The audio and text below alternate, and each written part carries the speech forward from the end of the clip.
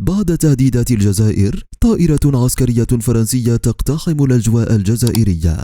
والآن إلى تفاصيل، ولكن قبل ذلك لا تنسى لايك للفيديو والاشتراك في القناة لتصلك المقاطع الجديدة.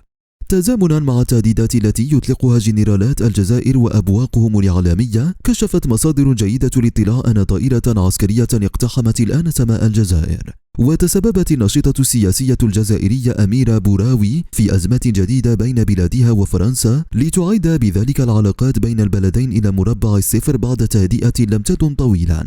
واتهمت الجزائر دبلوماسيين ورجال أمن فرنسيين بالمشاركة في تهريب مواطنة جزائرية بطريقة غير شرعية وغير رسمية، رغم كونها مطلوبة أمام القضاء الجزائري.